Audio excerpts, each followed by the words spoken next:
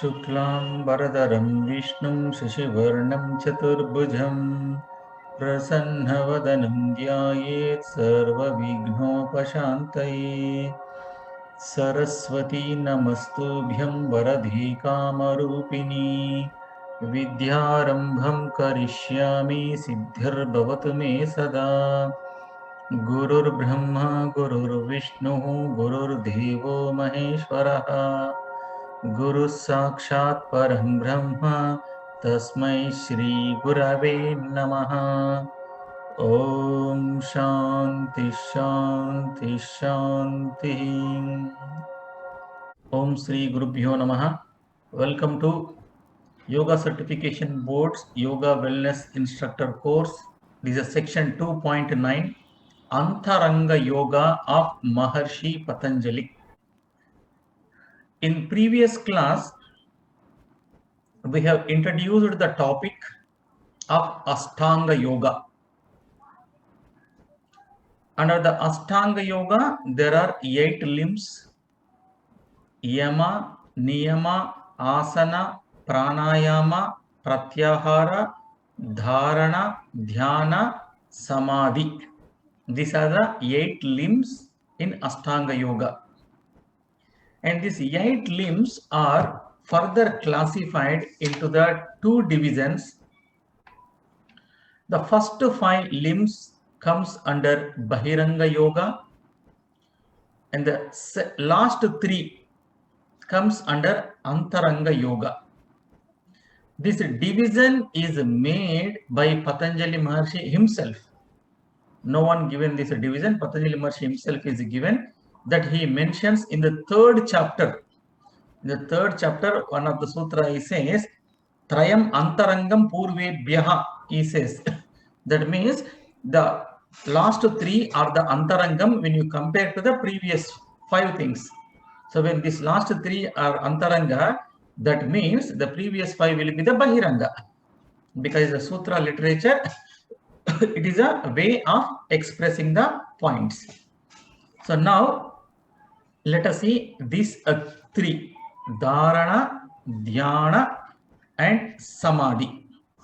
To practice the Dharana, Pranayama, Pratyahara plays a very important role. Now, what is Dharana?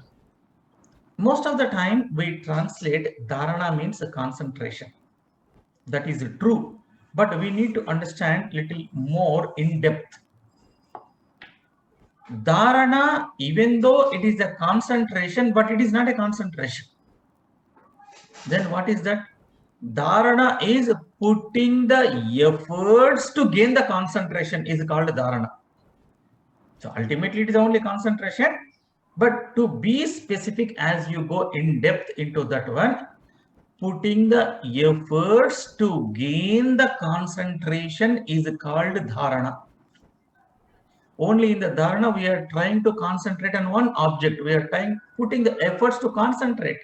So that we in generally we say, I am concentrating on this one. It means actually we are trying to concentrate. Okay. Now, let us see how the Patanjali Maharshi defines this Dharana. 3rd chapter, sutra number 1. Desha Bandha Chittasya Dharana. Let us see word by word. Desha means a place, or you can also take a spot. Place or spot. Bandha. Bandha means a binding or a fixing the mind on the particular thing. So bandha means here fixing. One more meaning. Chittasya. Chittasya means of the mind. Here, according to the Patanjali's Yoga Sutras, Chitta means mind. Okay. So Chittasya, of the mind, that is called Dharana. Dharana means one more meaning, focusing. Concentration or focusing. Focusing seems to be more better than concentration, even though concentration is also correct. Okay. So focusing on a particular point is called dharana, or fixing our mind on a particular point or on a particular object is called dharana. So this desha as a place, as a spot, can be internal or can be outer, external. You can fix a spot within yourself or outside. Within yourself means what? Like some people practice the meditation like a chakra meditation. Chakras are within the body. So some people concentrate on the chest region. Some people will be concentrating in between the eyebrows. So there are different practices. So this Desha Bandha, you fix your mind on any point. That point may be within your body or internally, or it can be externally. That is called Dharana. Then next comes Dhyanam. According to Patanjali Maharshi's definition, Tatra Pratyaya Ekatanatha Dhyanam. Tatra means there. There means where? There means in that place. In that place means which place? The place which you have chosen for your dharana. The spot which you have chosen for your dharana. There in that place. Pratyaya. Pratyaya means content of the consciousness or object of meditation. Here Pratyaya is object of your meditation. Ekatanatha. Ekatanatha means continuous flow without any break. Unbrokenly, continuous flow. That is called Dhyanam. What is Dhyanam? Dhyanam is the object which you have chosen for your dharana. Now you are able to focus on that particular object, and when you are able to focus on that particular object, now that focus is continuously going on for a certain period of time. Then it is called dhyana, meditation. In another way, when you establish in dharana, dharana itself will be converted into the dhyanam. So when we are trying to do the meditation, what we need to do? We have to do the dharana first. So when you do the dharana, that dharana will become the dhyana. Then what is the samadhi? Then third limb of Antaranga Yoga, which is also eighth limb of Ashtanga Yoga. What is that? Tadeva artha matra nirbhasam swarupa shunyamiva samadhihi. Tad eva, that alone. What is the meaning of that alone? That object. Artha. The artha means the meaning or the content of that particular object. Matra means only. Nirbhasam. Nirbhasam means appearing or shining, or that is the only one thing is there. Swarupa. Swarupa means the true form. Shunyam. Shunyam means empty, or which is gone, a void. Iva, as if. Iva means as if. Samadhihi. So that state is called samadhi. So let me do the complete translation of this sutra. When you are in a meditation and when you are established in a meditation for a length of time, you are going to get absorbed into that particular object or in that particular content. When I say absorbed, you will lose your identity that I am doing the meditation. And at the same time, the identity of the object, like a form and name, also will be disappeared. Only thing will be there, the attributes of that particular object, the awareness of the content of the object alone will be there. So that state is called samadhi. This is in a simple way to explain this dharana, dhyana, samadhi. Now let us see a little bit more elaborately. So whatever we are going to discuss now, based on these three sutras, okay? Whenever we practice dharana or dhyana, samadhi, let us not discuss much about the samadhi that has to take place. The more we need to work on dharana and dhyana. So in dharana, in dhyana, remember there are three things are there. The three things are, one is a meditator, one who is practicing the meditation is called a meditator. Second one is object of meditation. The third one is the process of meditation. Example, I am keeping a beautiful picture in front of me.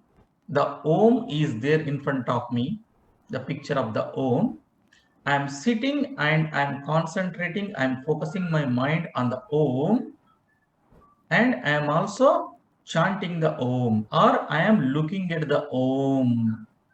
I am there, meditator, object is there, that Om, and the perception through my senses, I am grasping the vision of that Om, looking at the picture. It's the color, it's a form, it's a design.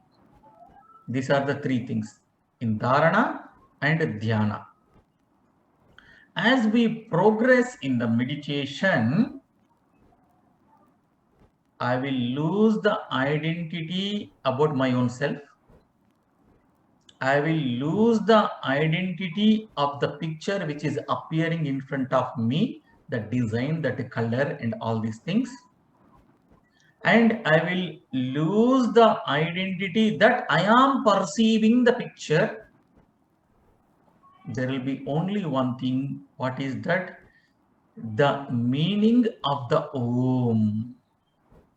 The consciousness of the just Om. Not the design, not the color, not the form.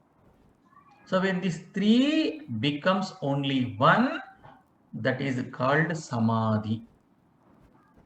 You are having the awareness of the attributes of the object, the meaning, the meaning of the object. You are only losing the awareness that I am doing the meditation, but you are having the awareness. Let us see in a slight comparison, the comparison between the deep sleep and this samadhi. Both looks the same, but there is one difference. In deep sleep, you don't have the awareness of anything. Knowing about nothing is called nidra. We have seen the one of the vrutti, nidra. What is the nidra? But whereas in the samadhi, you cannot say that I don't know anything. Here you are knowing, you are awareing, you are having the awareness of the object. If you look at the first chapter of the Patanjali Yoga Sutras, Patanjali says very beautifully, Tat japas tad artha bhavanam. There Patanjali introduced the concept of the japa, how to practice the japa. Then he says tat japas tad artha bhavanam. The artha and bhavana alone will be there in the samadhi, nothing else. And in another way to explain the samadhi is a full consciousness, full awareness. This is the technical way of explaining what is this dharana and what is the dhyana. Now let us see a little bit more about this meditation in a general language, because most of the time we are practicing the meditation. In the meditation, anyone can choose any object. Basically, we are choosing an object in the dharana, not in the dhyana. So that dharana will be converted into the dhyana. So here many people come and ask, why I should have the object, this particular object, that particular object? Can I do the meditation on something else? Absolutely, you are free. You can do the meditation on any object, including your laptop, your mobile phone, your car, your building. That's what everyone is doing. In really speaking, every person in the world is doing the meditation. If every person is doing the meditation, then why they are not happy?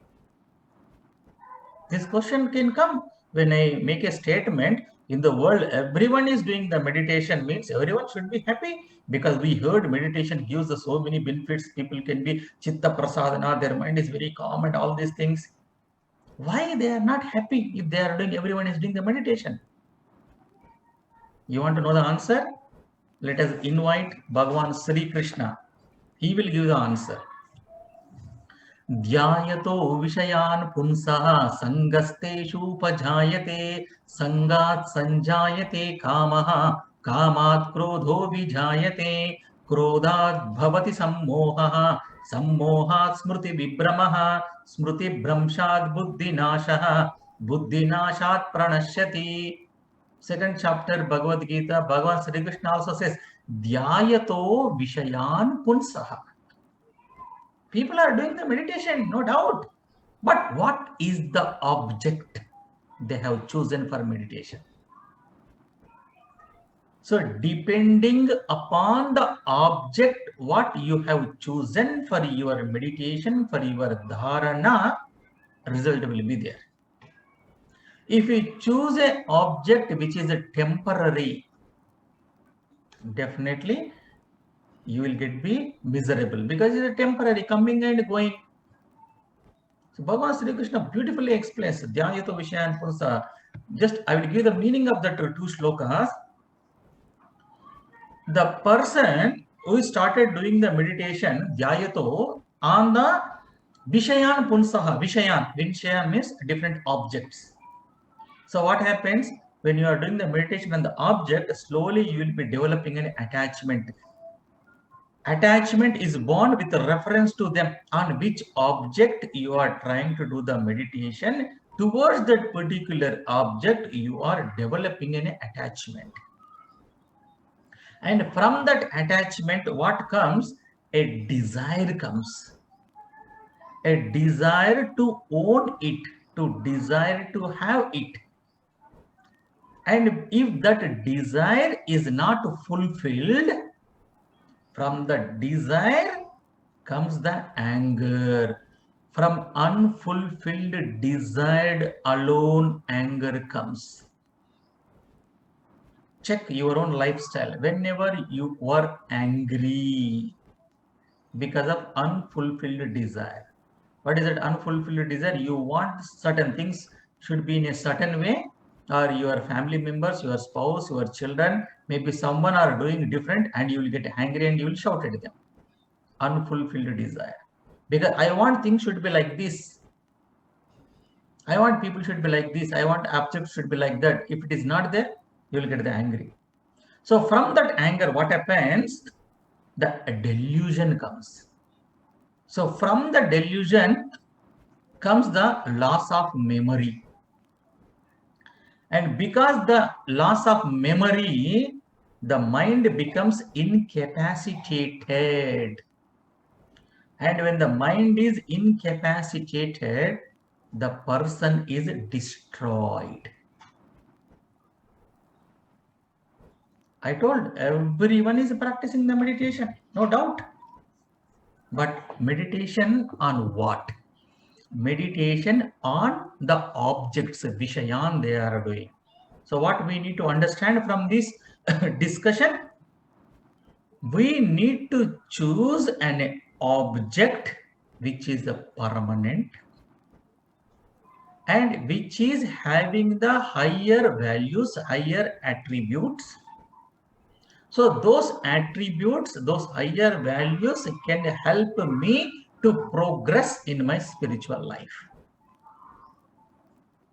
So now let us see the different shade, different way looking at what is a meditation.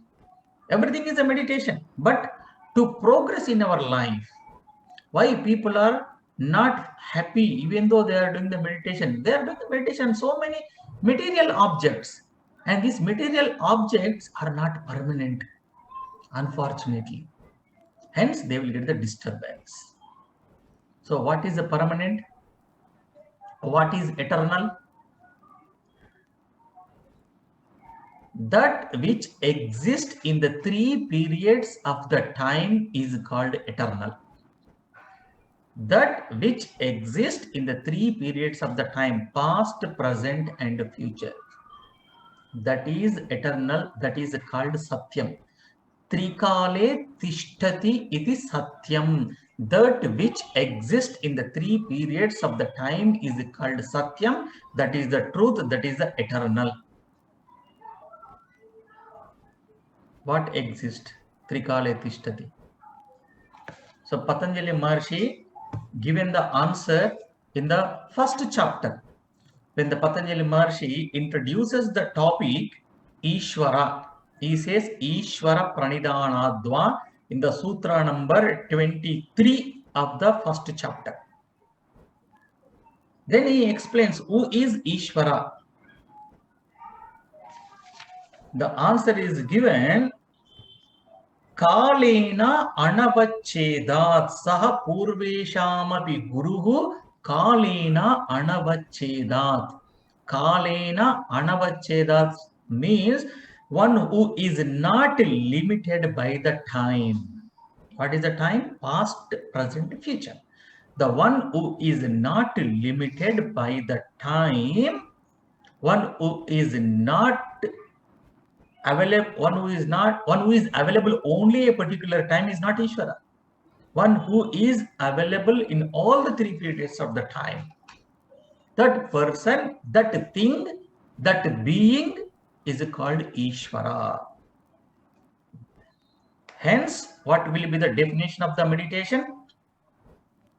This is the way we need to understand from the Patanjali Yoga Sutras. It's not that you take the one sutra, previous sutras and future sutras and the context, then we have to come to a proper understanding, better clarity. Now, what is the definition? I would like to give in Sanskrit now. Saguna Brahma Vishaya Manasa Vyaparaha iti meditation dhyanam. Saguna Brahma Vishaya Manasa Vyaparaha is a dhyanam. This is a general definition, okay? But according to the Patanjali Maharshi, if you get a question in the exam, what is dhyanam? What is meditation? According to Patanjali Maharshi, you need to give the answer Tatra Pratyaya Ekatanata Dhyanam. The meditation is an unbroken flow of thought toward the object of concentration. I repeat, meditation is an unbroken flow of thought toward the object of concentration. Now, what should be that object? Ishvara. Saguna Brahma Vishaya Manasa Vyaparaha. We have to take the Saguna Brahma. Is it clear for you? What is the dharana? What is the dhyana? And how should be the dhyana? Otherwise, everything is a meditation. See, that is the reason in the Bhagavad Gita, if you look at the first chapter, title of the first chapter is Arjuna Vishada Yoga. Arjuna is doing the meditation on what? On Vishada. Oh my God, this is happening, that is happening, all these things. So everyone is doing the meditation. You ask someone, just you say, how are you? That is enough. Then they will tell full story. Oh, I am fine. What to tell? You know, my mother is like this. My mother-in-law is like that. My brother is like that. My family is like this. My job is like this. This is so keeping on going story. They all continuously they are doing the meditation. Dhyayato vishayana pumsaha, and they will be getting attached to that. Nothing wrong, but the only thing is those objects are temporary. So because they are temporary and they are not going to be available to you all the time, hence you are miserable. So change the object, that which is a permanent.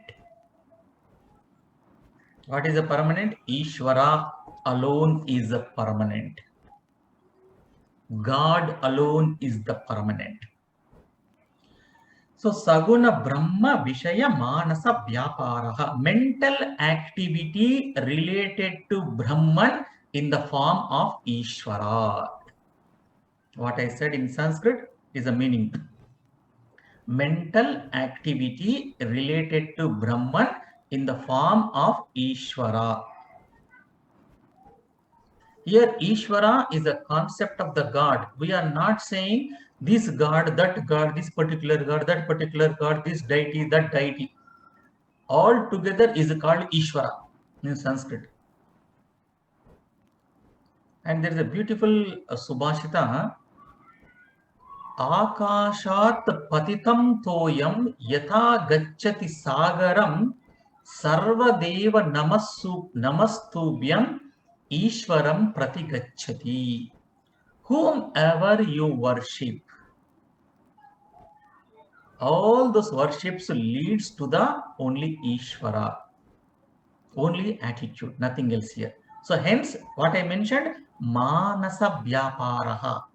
Manasa Vyapara means a mental activity. Here is the only attitude. Now let us go little more further. Now we need to understand who is Ishvara. Patanjali explained, Sa Purveshamapi Guruhu Kalena Anavachedat is our first teacher and is not limited to any particular time. That is a one nature of the Ishvara. And the other nature of the Ishvara is Klesha Karma Vipakashaihi Aparamrushtaha Purusha Vishesha Ishvaraha. Who is Ishvara? Ishvara is a special kind of being untouched by the kleshas. What are the kleshas? Avidya, Asmita, Raga, Dvesha, Abhinivesha. These five are called kleshas, and Ishvara is not touched by these five kleshas.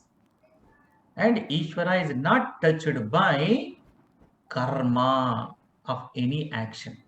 Karma means prarabdha karma, sanchita karma, agami karma, or any other karma you take. So Ishvara is not touched by any karma. Not only the karma, karma vipaka also, the results of the karma. Ishvara will not get affected by the results of the karma. Purusha Visheshaha, a special being. That person, that being is called Ishvaraha. Tatra Niratishayam Sarvagnya Bijam. Tatra, in that Ishvara. Niratishayam, you need not have any doubt. Everything is there in the Ishvara in the form of Bijam, the seed. Like a banyan tree is there, so big banyan tree. From where this big banyan tree came? From a small, tiny banyan seed. So from that seed, the entire big banyan tree came. So like that, everything is there with Ishvara. Tatra Sarvajñatva Bijam. So understanding the nature of Ishvara is very important. Ishvara is a Jagat Karanam. Then next point. How many types of Vyaparas? Saguna Brahma Manasa Vyapara. Types of Vyaparas. According to different schools, all activities fall within three categories. The three categories are not according to the type of action or by the results, but by the means of action. You can relate to Ishvara by a special karmas that are divided according to the mode of action. The first one, Kayikam. Kayika means pertaining to the body. The second one is Vachikam, involving the speech. The third one, Manasam, relating to the mind. So there are three types of karmas. A puja is a Kayikam karma. When you perform a puja, it is a Kayikam.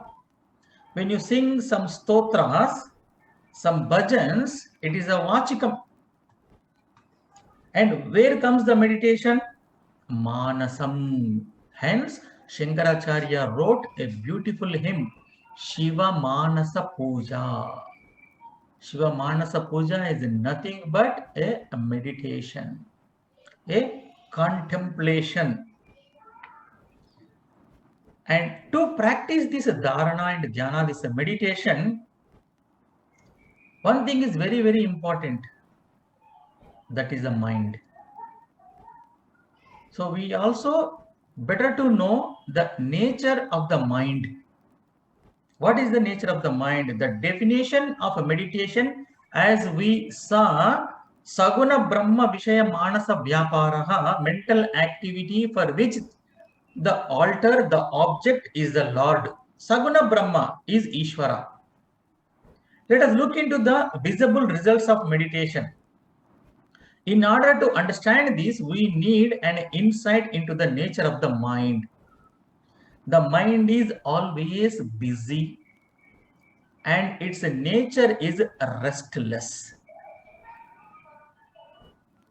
Then if we want to know more about the nature of the mind, we have to consult one special person, a particular person. You may be thinking of some psychiatrist and psychologist, but in my mind, to consult, Arjuna is coming in my mind. Arjuna is the best one who can define how is the nature of the mind. In the Bhagavad Gita, it defines, Chanchalam hi mana Krishna pramativa balavadrudam tasyaham nigraham manye vayoriva sudushkaram. This is the nature of the mind. So beautiful. Bhagavad Gita is one of the wonderful psychology. I'm telling you, this Bhagavad Gita and Patanjali Yoga Sutras, if you can study and understand these two, you can become one of the best psychologists. Through Bhagavad Gita, we can teach Patanjali Yoga Sutras. Through Patanjali Yoga Sutras, we can teach Bhagavad Gita also. So many places, so many things are there. Not so many, everything. Patanjali Yoga Sutras in a seed form, Bhagavad Gita is more elaborated. So Bhagavan Sri Krishna was asked this question by Arjuna. Krishna, the mind is agitation. As strong, well-rooted, it is very difficult to control this mind, to train this mind. Like we cannot control the air like that. This mind. Krishna looks at him, the Arjuna, and gives a smile and tells, yes, my dear Arjuna, you are right. But still, we can train the mind. Abhyasena tu kaunteya vairagyena cha gruhyatam. Same shloka presented by the Patanjali Maharshi, Abhyasa vairagyabhyam tannirodha. Purpose we are studying this Ashtanga Yoga. There is only one purpose, chitta vritti nirodha.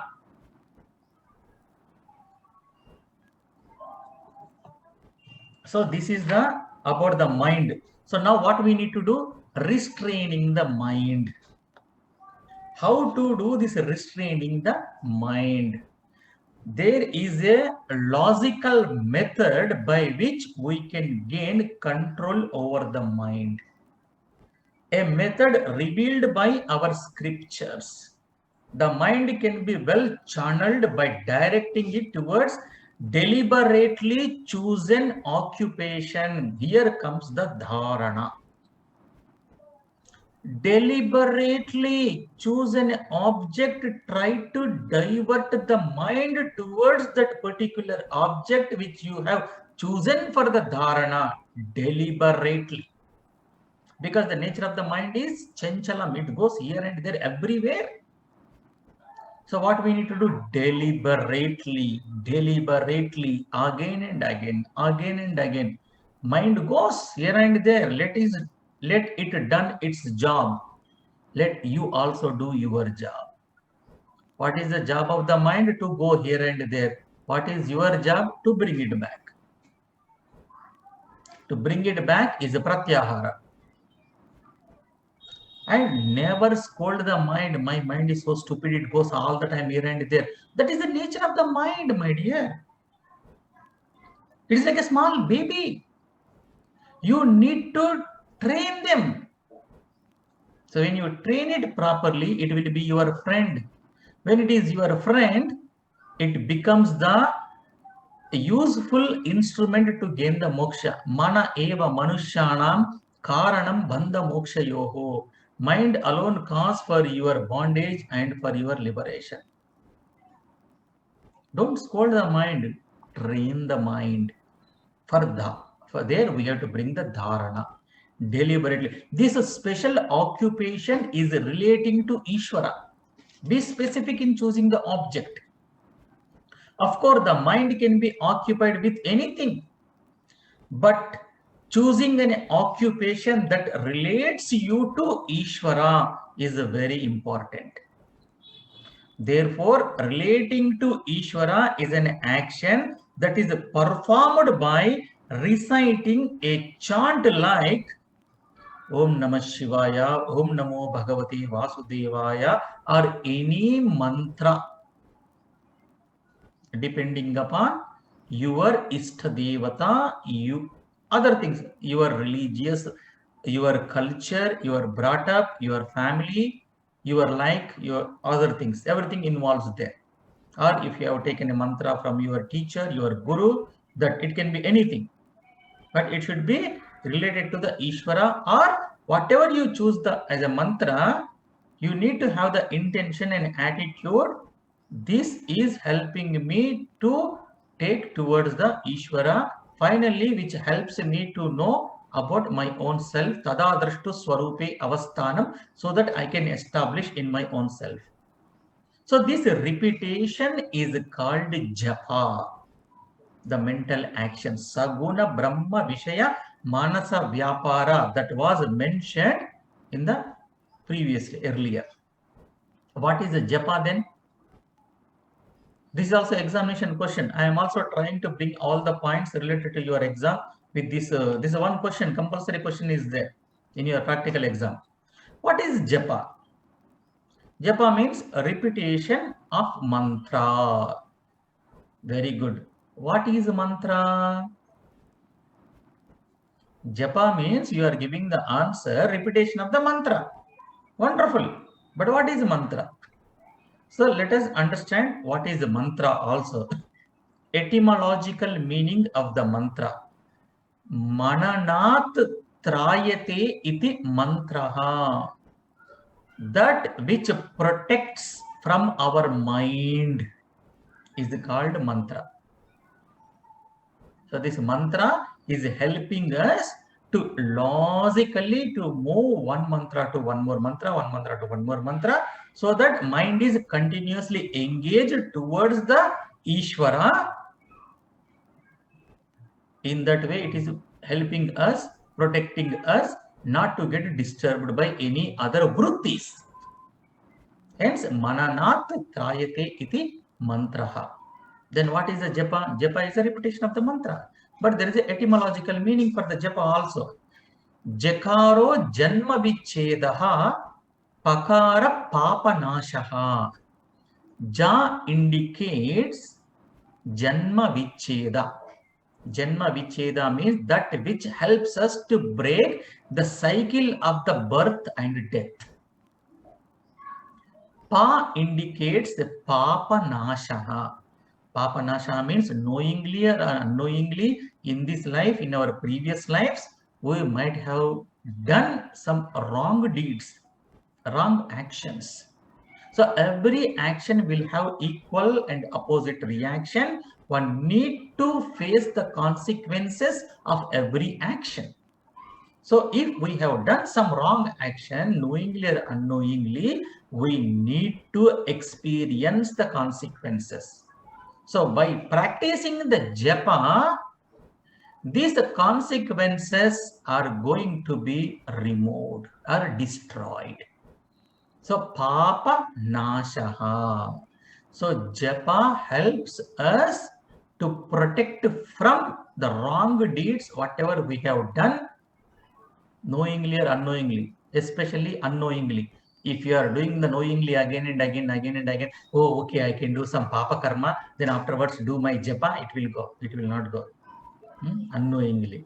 Otherwise, we will take it for granted, oh, japa is there, I can do whatever I want.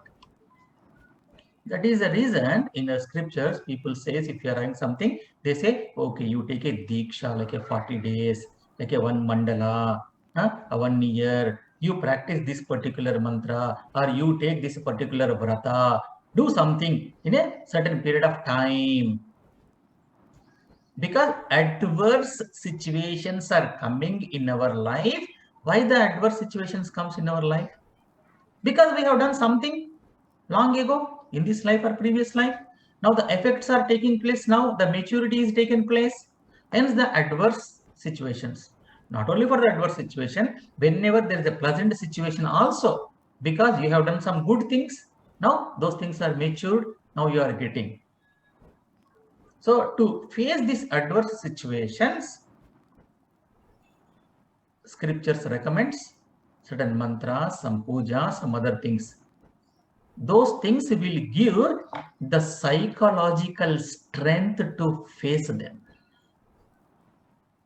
Psychological strength to face them, and their intensity also will become less. There are so many stories about this japa and how those things are going to be helpful. Okay. So the mind is predictable, and the process of repeating the name of the Lord ensures that after the first chant, the mind is likely to chant the same again.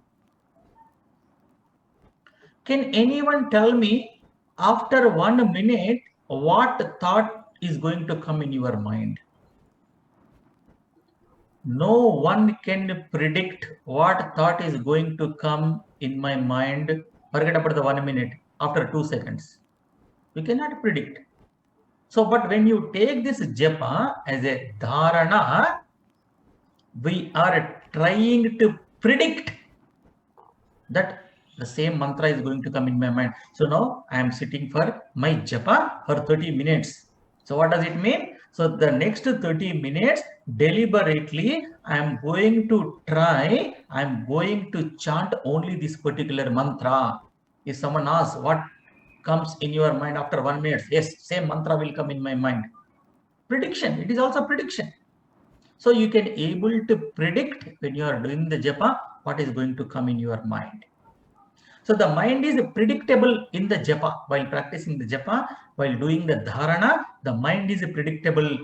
And the process of repeating the name of the Lord ensures that after the first chant, the mind is likely to chant the same again. Like a Om Namah Shivaya, Om Namah Shivaya, Om Namah Shivaya. Since you have chosen to chant deliberately, you have given yourself an occupation where you can discern what we call a distraction. So you can avoid the distraction and you can chant continuously. Anything other than that you have set yourself to do for that period becomes the distraction. So other than chanting this japa or this mantra, if you do any other thing or you are allowing any other thing, that becomes the distraction. Okay, in this way, this is a very big topic. Actually, I was thinking, why this Dharana, Dhyana, Samadhi, this just 3 topics are given for the 1 unit. When I was continuously thinking since the last couple of days, then I realized, so what is their intention about this Dharana, Dhyana, Samadhi? Otherwise, if you look at the Patanjali Yoga Sutras, simply sutra meaning 3 minutes is enough. That 3 minutes is a seed form. So we need to understand them properly so that that seed form will be justified. Here just I am giving some insights to you. I am not doing complete meditation aspect. It is a big topic. This meditation itself, one word meditation itself is a very big topic. And the next point, we need to see the nature of the meditator. What could be the nature of the meditator? Here the question comes in our mind, who is the meditator? Who is the meditator? Who can practice the meditation? It is very important because you cannot suddenly sit somewhere and meditate. There must be a meditator. The meditator is the basic person in you. We are going to look into this practice now. The basic person in you is the one who seems me when you open your eyes. So there is a kind of meditation we used to practice, taught by Puja Swami Dayananda Saraswati to us.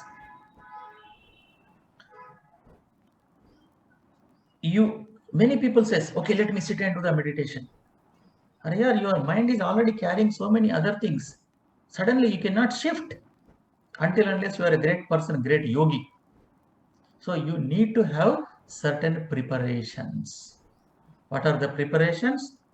Pranayama, Dharana, Sucha Yogyata, Manasaha, Pratyahara, withdrawing the senses and directing towards yourself. Then you choose the object. Then you deliberately concentrate on that object. Then that deliberate concentration on the object, that dharana can become a dhyana by default when it is continuously happening. So for the practice of the meditation, there are some basic things are required. Basic things means like external things, or you can say the place should be very clean. Have some cleanliness. Cleanliness is the next to godliness. We need to keep the place clean where you want to sit for a meditation, because the conducive atmosphere will be created. Because we all are learners. The topic which I am discussing from the learner's point of view, not from the Siddha's point of view, not from the great yogi's point of view. We are talking from the learner's point of view. And keep your spine, neck, head in a straight line. And you need to have a comfortable posture where the posture itself should support you to keep your spine, neck, head in a straight line.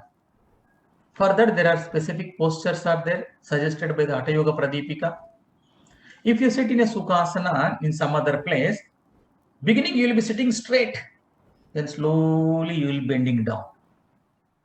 But when you sit in a Padmasana, you are not going to bend down like this, like a Sukhasana, because that posture itself having that speciality.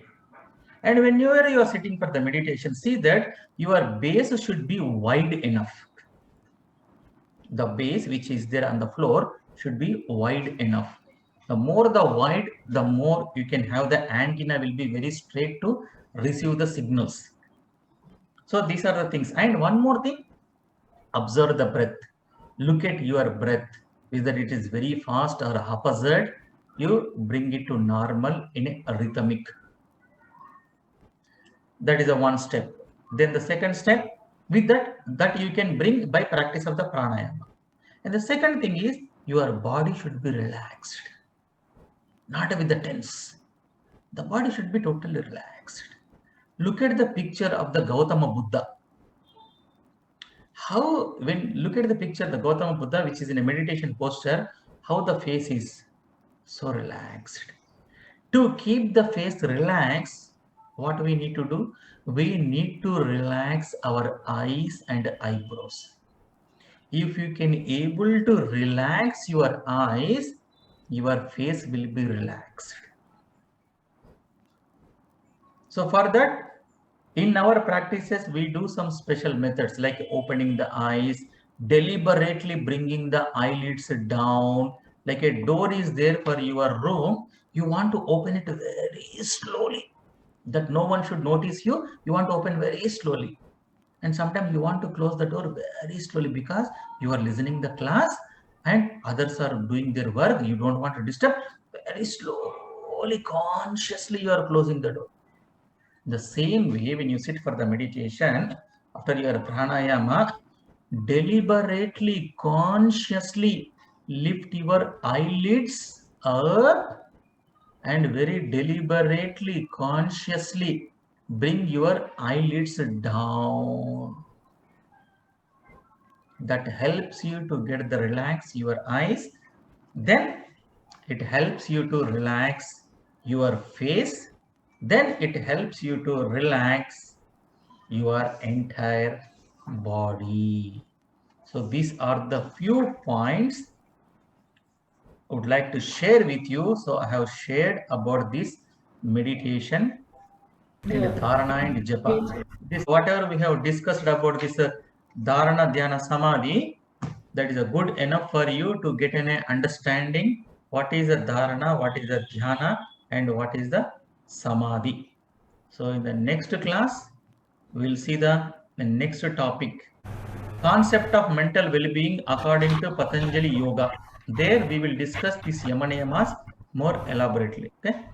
Om Sarve Bhavantu Sukhinah, Sarve Santu Niramayaha, Sarve Bhadrani Pashyantu, Ma Kaschid Dukkha Bhag Bhavet.